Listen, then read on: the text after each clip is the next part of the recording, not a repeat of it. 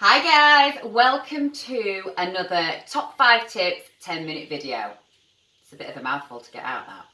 Anyway, so welcome to another video. Today I'm going to be giving you my top 5 tips on things to quit to make you become more happy and confident in your life. Okay, so this is a bit of a general one. This is going to be a video about things that I've found that when I've quit, I've felt so much better.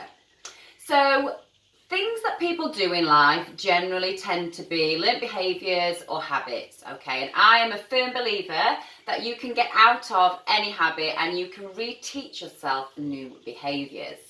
So let's crack on with number 1. So number 1, the root of all evil, comparison, okay?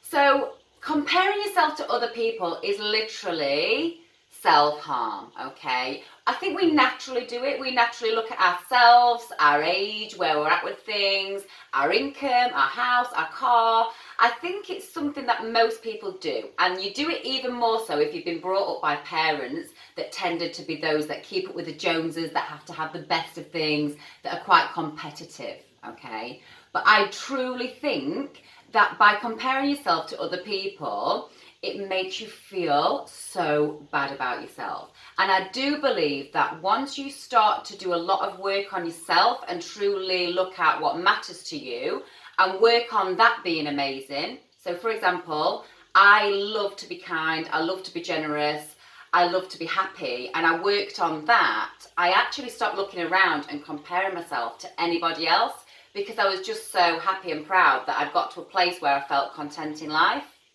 I think one of the things that you can do is to avoid spending time with people that might trigger you, okay? If you've got friends that brag or tell you how much they earn or make you feel inferior, or they've always got bigger and better things than you, and that makes you feel sad or bad or inadequate or like you've not made it in life, try not to spend time with them and work on why that's a trigger for you. And then once you've got to a place where it doesn't trigger you anymore, start reintroducing that person into your life.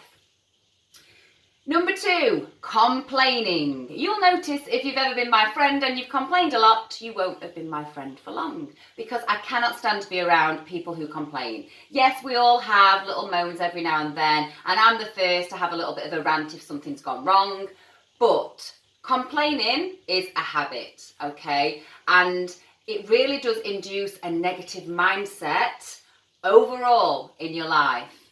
Now, we all know that it takes 28 days to form a habit. So if someone's been complaining and moaning for 28 days, the chances are that they'll just keep on doing it unless they consciously make an effort to stop doing it. So the other thing that's worth mentioning is that if you have a bad experience and you retell that story, it will actually induce the same amount of cortisol and adrenaline in your body as the actual experience. So if something bad happens to you and then you see your friend and you relive it and you complain about it and you moan about it, you're actually hurting yourself all over again. So try not to do that.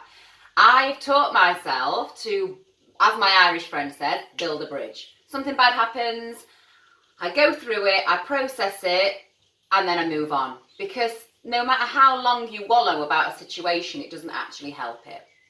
Tip number 3, habit to quit, is worrying, okay? So we can worry about all sorts. I used to worry about people getting cancer, it's snowing next week, what happens if it rains and I get wet, what if my car breaks down? And I read about something called the circle of control, and it's definitely worth a Google, whereby now I only worry about things that I can control. So if I worry about the kids being late for school, there's things I can put in place to stop that happening. If I worry about not hitting a deadline, I can make sure that I'm putting things in place and getting up to date and getting other jobs done so that I'm not late for the deadline. So whatever it is that you're worrying about, make a list and ask yourself, is there something I could do to be more in control of that situation? If you want any more information about that, just drop me a message and I will send you a link to it, because there's a really good visual for the circle of control. But remember that you are in control of your actions, your beliefs, your choices, your decisions, and your behaviour. So there's actually quite a lot that you're in control of.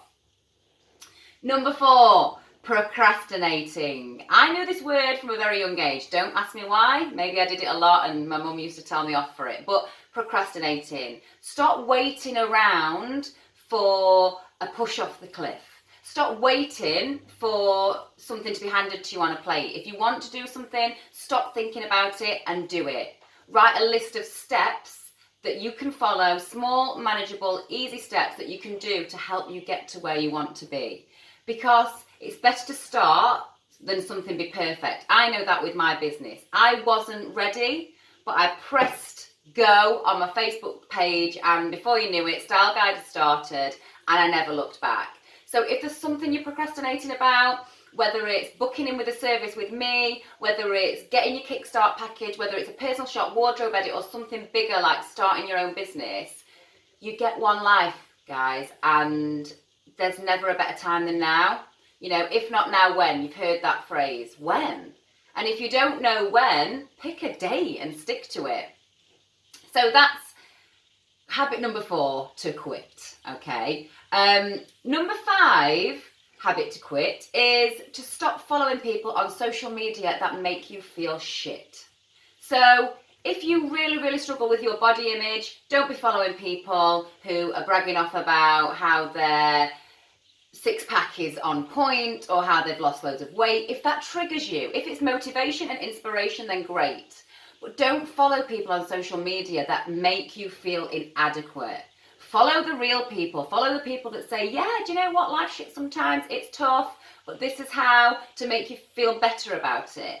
You know, definitely go through your followers, go through your friends and get rid of anyone that makes you feel bad about yourself. And you'll know the people. You'll look at them.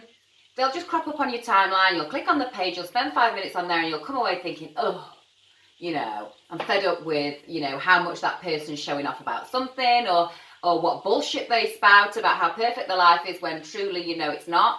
So just unfollow them. You know, the great thing is that generally on Instagram nobody notices, and on Facebook you can just unfollow so they don't even know that you don't want to see their stuff anymore.